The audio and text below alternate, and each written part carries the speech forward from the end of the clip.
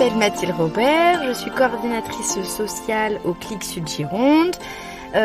Donc je m'occupe ou j'accompagne des personnes âgées et leurs familles à leur domicile principalement pour toutes leurs questions en lien avec leur maintien à domicile et comment favoriser justement ce maintien-là pour qu'ils puissent rester chez eux.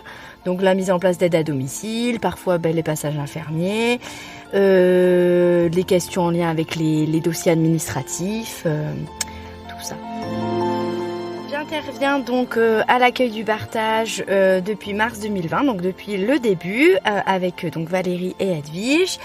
C'est une activité très intéressante et enrichissante et qui complète parfaitement mes visites à domicile et mon accompagnement à domicile des personnes âgées, puisque là, c'est centralisé pour les aidants familiaux, mais ils peuvent venir avec les personnes qu'ils accompagnent.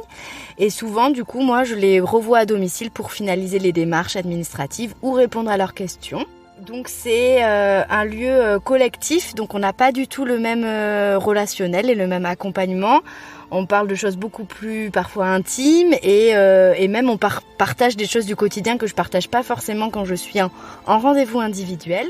Donc quand j'interviens à domicile, je rencontre donc souvent les aidants familiaux et j'hésite pas à leur parler justement du Barthage pour qu'ils puissent avoir ce lieu de rendez-vous ressources pour eux, qu'ils puissent partager leur quotidien avec d'autres personnes qui vivent les mêmes questions et les mêmes quotidiens et donc du coup le fait que je les suive à domicile, que je les rencontre régulièrement, ils sont plus à l'aise de venir au Barthage parce qu'ils me connaissent, ils savent où ils mettent les pieds.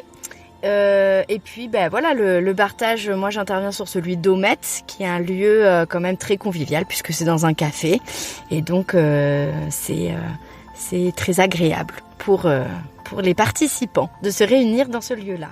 Le Barthage, il est important pour moi parce que déjà ça permet de proposer quelque chose de supplémentaire aux aidants familiaux qu'un simple accompagnement individuel ou psychologique. Ça permet donc de proposer du collectif et de l'entraide, ça c'est déjà un super point.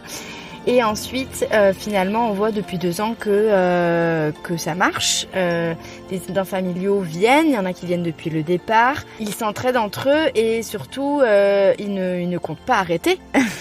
Voilà, ils se motivent et finalement, le groupe ne cesse de grandir. Les anciens accueillent très bien les nouveaux, même si parfois, malheureusement, les personnes aidées sont décédés ou sont entrés en EHPAD, ils continuent justement d'être présents pour donner des conseils et aider les nouveaux aidants familiaux qui arrivent dans ce rôle-là un peu perdu.